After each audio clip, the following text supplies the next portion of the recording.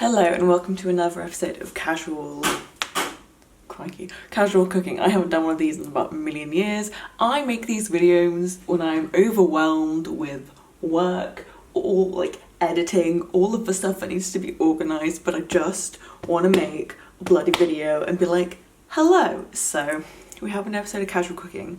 Also, I haven't cooked in like a million years. If you haven't heard, I go to film school, and so the last 2 weeks we were in the studio, we were filming, I've been on location as well, and it's just a lot. Like, it's a lot. It's when you like wake up at 6 and then you get back in at like 8 or 9 o'clock, and you basically walk inside, go straight to bed, wake up and leave straight away again in the morning. You're like, one of the only places to get food in the studio, and this actually was kind of grating on my soul a bit, and the only place to get decent food was a McDonald's.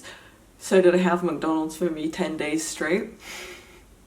Was there one day where I realised I'd had for breakfast, lunch and dinner?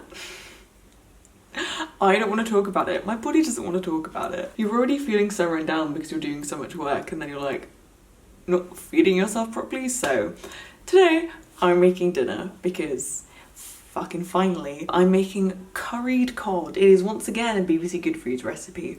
When is it not? It's my favourite place to find recipes for free. I'm making this. I'll link it as usual. If this is some kind of fusion food and it irks you because whatever, I'm sorry, as ever doing my white girl best. But we're gonna make some curried cod, and now I need my laptop because I don't know where the recipe is. But let's get the ingredients together.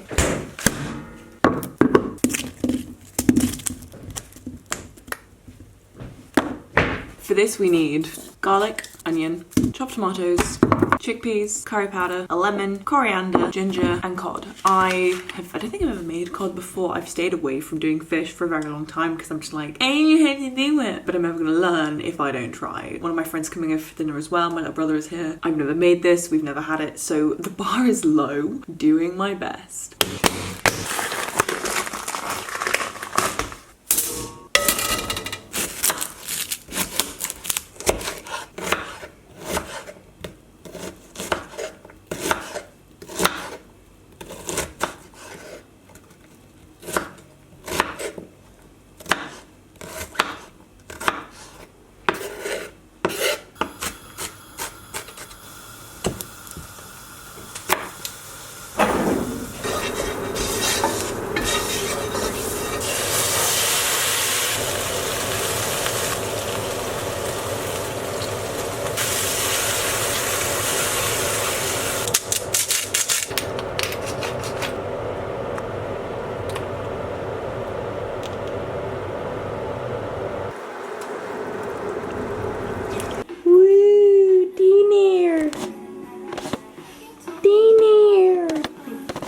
This is a nice plate.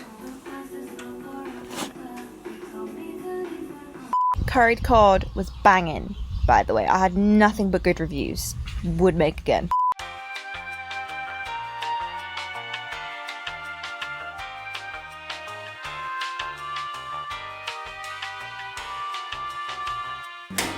Right, hello. Last time I tried to do this, I sucked at it. Water shock. So now I'm gonna make something else that's new. Although I like cacciatore, but I'm doing it with orzo. So I did a massive avocado order that I love these flowers. Aren't they fucking gorgeous? Camille's on her way. I'm a little bit screwed. We're heating the oven to 120 fan. I don't know why we're doing that, but apparently it's happening. Please don't fall over.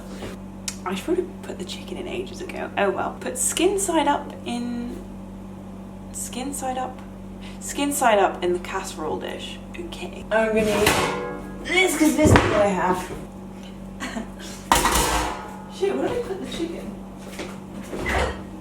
I never put it in. Oh no! Shit. That's not good.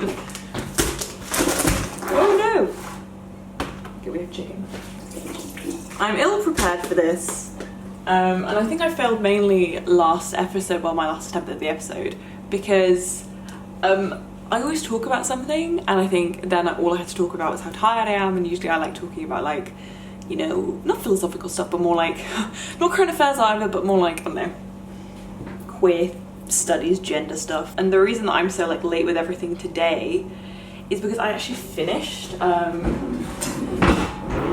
So the way it works is with school, we have to always put forward a proposal for the next term. We put forward proposals for the next term for things we want to work on. So you pitch a script. You write a screenplay, then you add a pitch, a proposal. So I finished mine. That's what I was doing. But we kind of got a bit shortchanged my unit because we were shooting until really recently. We didn't have very much time where other units had like months, and we basically are still, like, bless my director and editor, they're still in post. We saw our first cut today of what we shot, and it looked pretty good. I was really like impressed with all of our work because we're a good bunch. So that was like great, but it meant that we basically had no time. It was due in today, and today we even had that lecture. We even had that class today. You know, it's very go and it's very relentless. Like, it doesn't, like, it never fucking stops. I like my story. The script needs some work, I won't lie, but it's queer. I'm focusing mainly on 2 young women. Their names are Sophie and Alex. Sophie's my bi character, Alex is my lesbian character. I kind of wanted to do that in like a teenage sort of vibe. I put the chicken on the bacon. This is what I've done with this chicken. It's there now. What do you put on to season? How to season chicken? Because I am apparently fucking. Ooh, do I add the black truffle oil?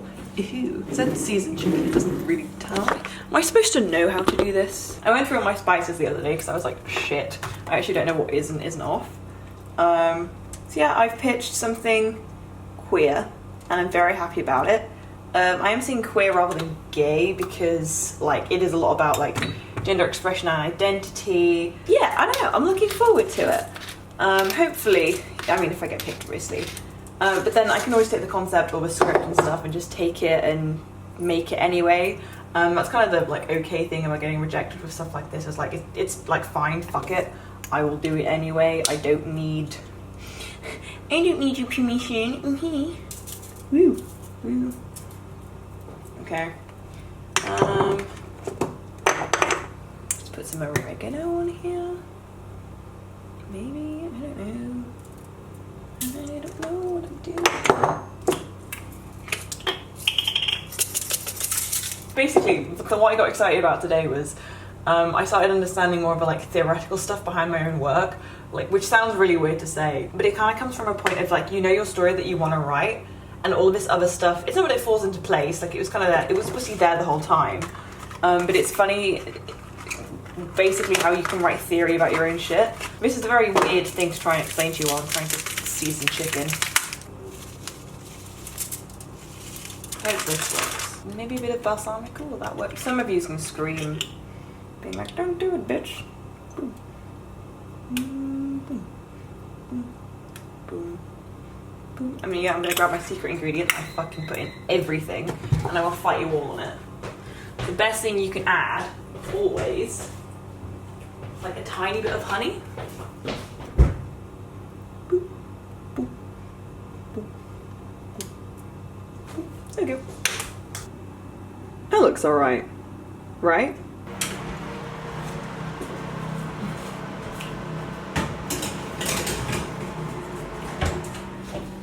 It's 15 minutes. The thing that I'm like, yeah, going for more is like expression and like taking control. And initially it's like, it's a conflict between like a mum and daughter about growing up. It's not about coming out. I feel like a lot of these movies are always like, the sexuality is like the center point of it. Whereas like sexuality is kind of like a matter of fact part of it, at least in the way that I would want to do it. When you're growing up and you're coming of age, and this is just like an extra element to that, that you're trying to figure out. And it's just like part and parcel of your like adolescence, that transition into adulthood, rather than like the entire thing. I don't know, kind of almost framing it as like, it's not a gay movie, it's a movie that has gay people in it. Does that make sense? Which is not what it would be, but that's kind of more like the approach. A lot of this like queer cinema that we have, like a lot of it, not that much of it is about women. And whenever you have lesbians represented in cinema, and immediate. So often it's male, like it's so often it's through the male gaze. La Vida del Blue is a Woman's Colour is a fantastic example of this, because it's a bad example. The sex scene in that is so unnecessary, and it's so like, I'm a man who has watched lesbian porn. Lesbian porn is a great example of that, because it's lesbian porn is not made for lesbians. We joke about it so much, like, I mean, especially like Gen Z and stuff. You can see on TikTok the whole like a woman written by a man versus a woman written by a woman, and the disparity is, Christ, like everything male gaze is all about women being sexy. I wrote about this even in my film I had to do for my term 2 thing. That was about like stolen nudes, and even that I banged on about the male gaze and female gaze. It's like it's one of my favorite things to talk about. I'm like, I find this fascinating, I find it interesting. We're in 20 minutes, 20 to 25. I put 50 in. Okay, cool, that'll do. Am I supposed to be baking this? I'm very confused. I should have done this 30 minutes ago. Fucking dumbass. So, what was I talking about? The way I've like written it, or the way I would like to approach it, is very much like, this kid is very much like controlled by her mum. Like very much, her appearance is very much controlled by her mum. And so for her, part of her like teenage rebellion is sort of taking charge of her own appearance.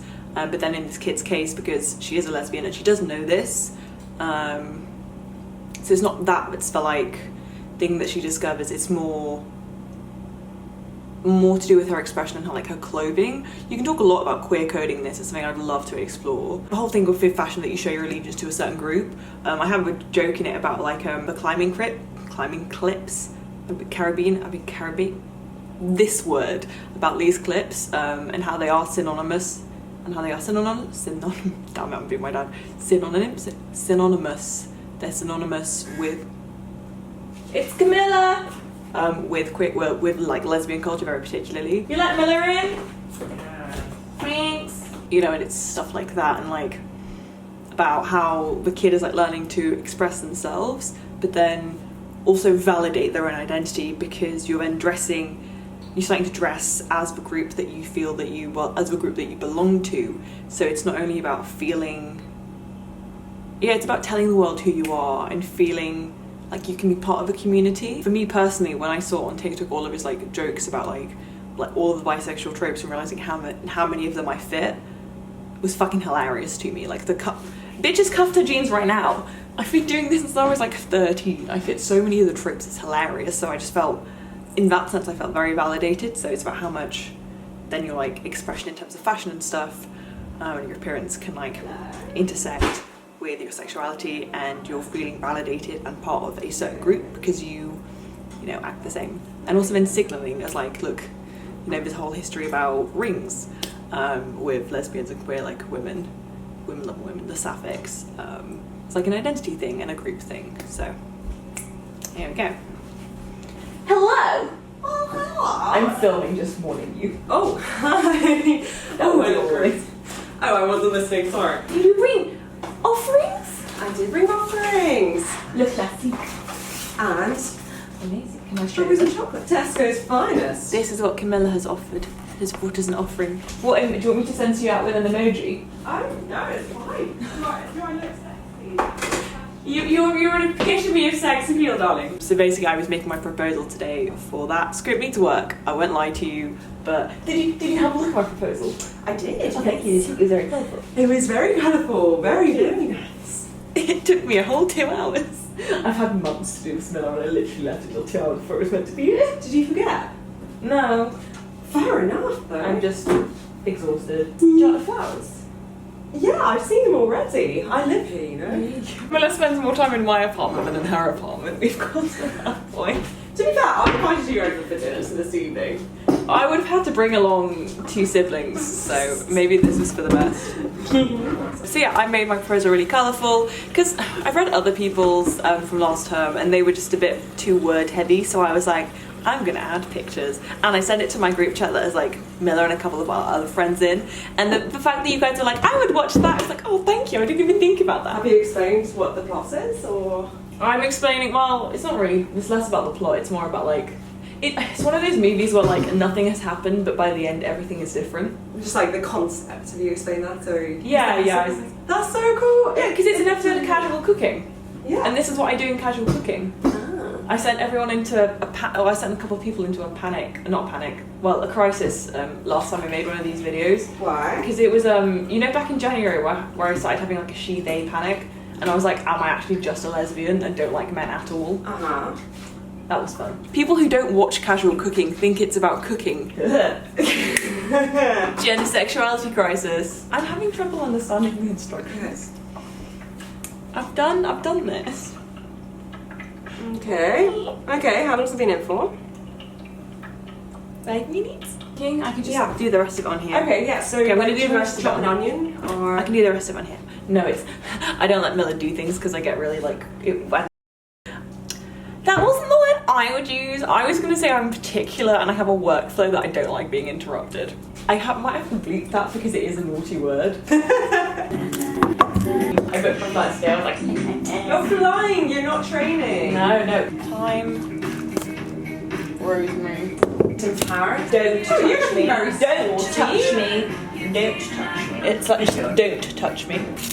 Listen, it doesn't matter. No, it's basically like self-righteous. Pass the orcs, Miller, pass the orcs. Pass the orcs. I was describing the fibers rest well. Yeah. I have multiple playlists like that, by the way, because I actually organise my music. Yeah, this right. The way you put it back. Oh my god, straight in my eyes. Not touch the sauce though. Well, it said 8, but it's feeling more like 9. Jesus, Daddy, get the shit out of me. You're a tough bone in the table. I mean, I didn't even look at it like that.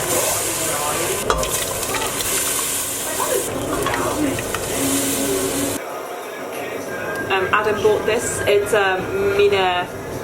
Minervaros. It's wine in the other Le Preservoir. I have no idea where this comes from, it's just wine. The one down the street. Bistro. I never do taste the things that they say. You kind of learn what you say, like mahogany, Oak, leather, vanilla. In whiskey you'll get a lot of vanilla notes though. in whiskey. Yeah, whiskey. You'll have to pick up quite a lot of olives, just maybe eat around them. Sorry, Miller. I love you. Smells really good. Bar the slight briny smell of olives. The what? Briny smell of olives. Oh, shut up. You are a child.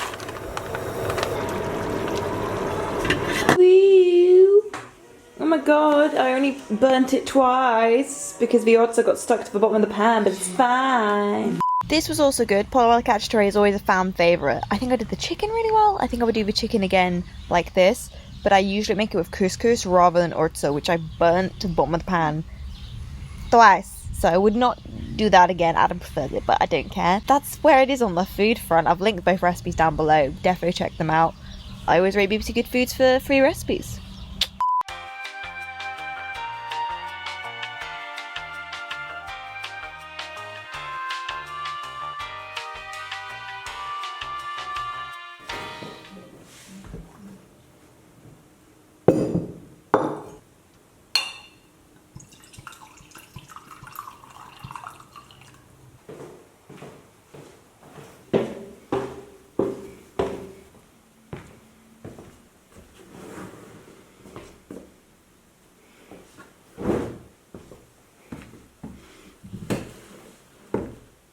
Well, that won't do.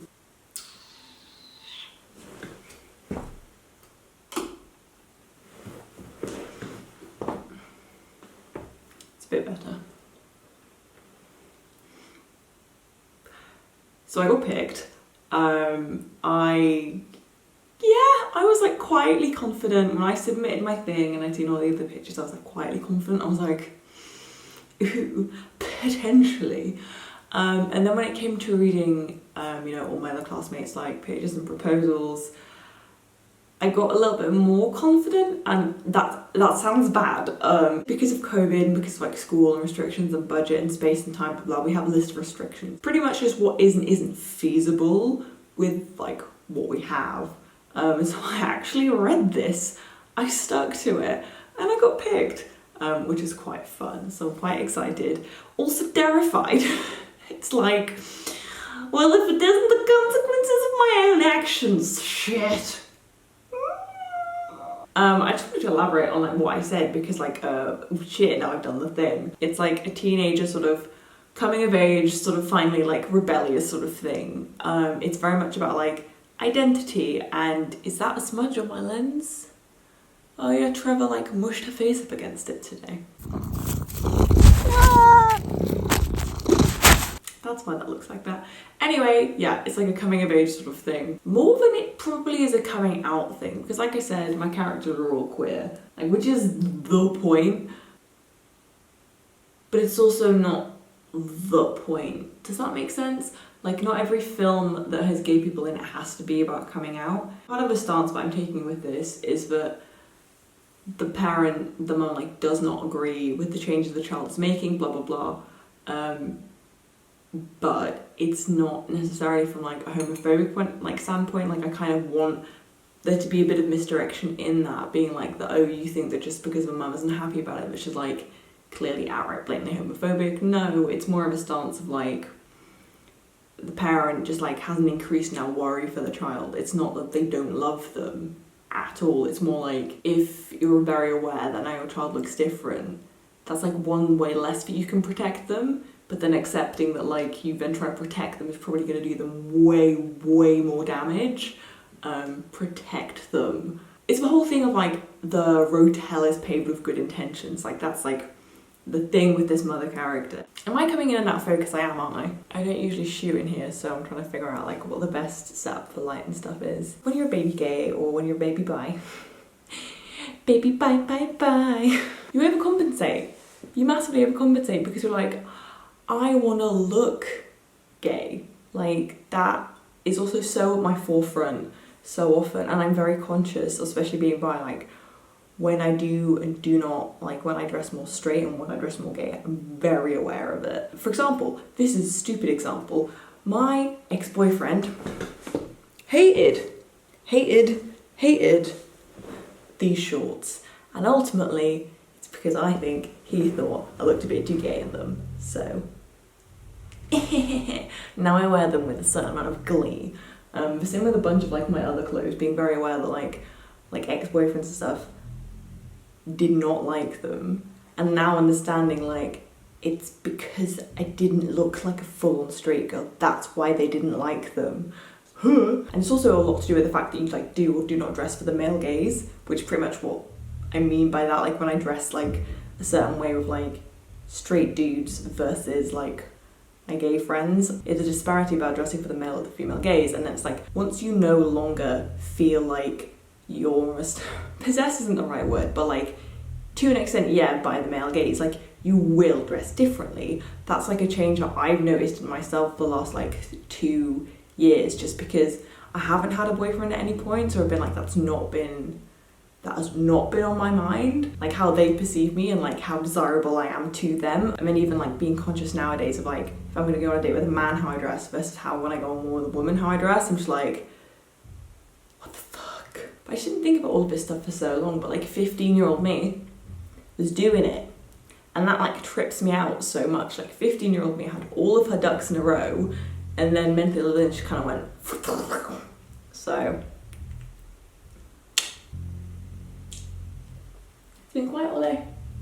Now someone's drilling. Now someone is drilling. I feel like I'm a little bit flip-flopping in terms of whether I think, like, how much I think it is about being gay. I mean, the entire fucking thing is about being gay. You can't write the script if it doesn't have queer people in it. It doesn't work. And the other thing, right, you guys are gonna find this so hilarious. The other thing is that this isn't the only sapphic script written this term. It's the only sapphic script written by a sapphic.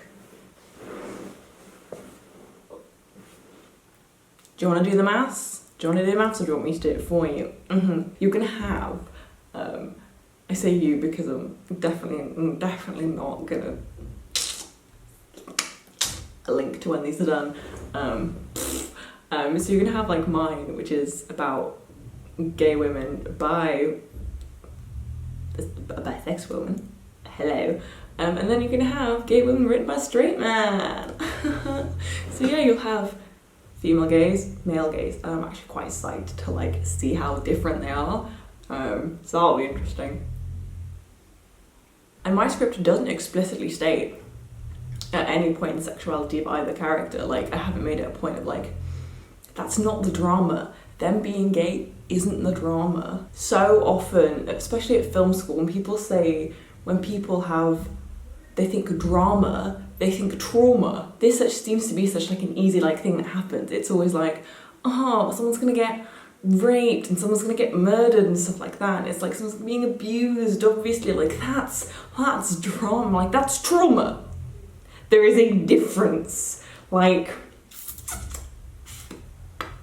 not that you shouldn't explore these kind of things, because they are interesting to explore like in cinema and art and stuff, because it can often be very like cathartic and often can be the only way that you can like go through it, because it's easy to go through it in art in terms of like a healing process, and like, yeah, it can be a lot of catharsis there, but people need to stop equating drama and trauma. Like, it really drives me up the fucking wall. So that is one of the points that I'm trying to make in mine, is like, I'm not making it a wholly negative experience. The focus point isn't like pain of when you come out and your parents are like, aha. And also kind of wanting to show like more of a bit like of an ambivalent middle ground, like parents that when you come out to aren't like homophobic, aren't like, you're not my child anymore, but then also parents that aren't like, you know, oh my god, this is slightly initially negative, but then you realise that it is more of just like a worry thing. And sometimes parents, yeah, do need to come to terms with it, not about them being gay, but as in like about how now the way the world will treat your child is an extension now because of how they look like. So yeah, it's this kid that's like sort of learning about her own sexuality, is reflecting that finally in her clothing in a way that makes her feel comfortable, but then the mother's like fear because of the fact that now the entire world knows that her kid's a lesbian. That's kind of what I'm doing next term, guys. I'm directing. I've written and directing a like teenage sort of coming of age sapphic story. One of them is a baby gay, one of them is a slightly less baby bi. But I'm really excited about it. I'm really excited to talk about queer coding, I'm really excited to talk about the female gaze, and I'm really excited to definitely not like sneak you guys like a link. Sneaky link. What do I want from you guys? I want your favourite like queer films, your favourite sapphic films, your favourite just gay films. I want them. No, I have not watched The L Word. Yes, I probably should. And yes, I've heard it's terrible, but that you've all watched it a million times. Also, send your queer friends to me. If you have anyone who wants to watch someone new on YouTube and wants to know they're a safe space, hello. We've been doing this for the girls, gays and nays the entire time, come on. But I'm super excited about this, and now it's like, this like panic of how much work I have to do, because it's like, oh shit, what if it's crap? What if it's crap?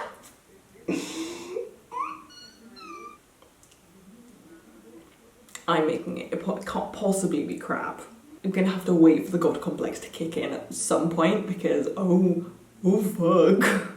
Oh no, but one thing I was gonna say before I interrupt myself was like, it's also very interesting when you stop dressing for the male gaze, and then often that seems to lead to, there's like a pipeline from like realising you're a lesbian to ending up as like a non-binary they, because there's like a pipeline here. You stop dressing for the male gaze, and once that you stop like feminizing yourself because you feel like you have to, or because you feel like that's what you're supposed to be doing, and then you like understand what is actually much more your style and how you feel comfortable and how you prefer to be viewed. There's like now an absence of fear. You're not having to conform to like compulsory heterosexuality. That has fucked with me for a very long time, by the way, as bisexual. Compulsive heterosexuality, seriously, it can go fuck itself. Which again is the reason why you need more queer representation in art, literature, film.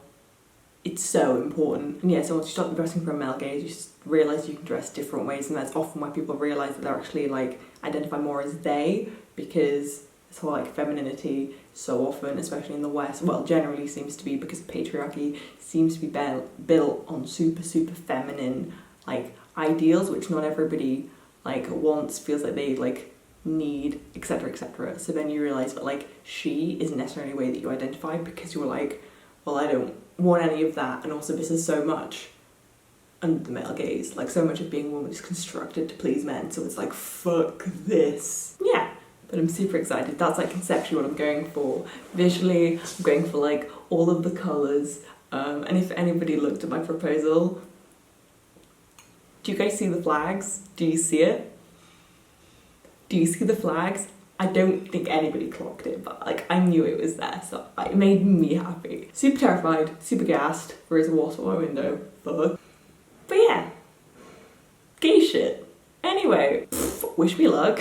Nah, I don't need it. I've got this. It'll be fine. Maybe just a little bit of liquid courage to look at my script again and rewrite it. That's pretty much what I need. Yay. But yeah, but that's where we're at. Like I said, leave me your favourite gay things down below. Come say hi on TikTok, because that's where I upload much more content at the moment. I got picked to direct. I'm making my movie. Little bit surreal. But there we are. Thank you very much for watching. Like, subscribe, and all the jazz, and I'll see you guys very soon. At least I'll try to. Goodbye.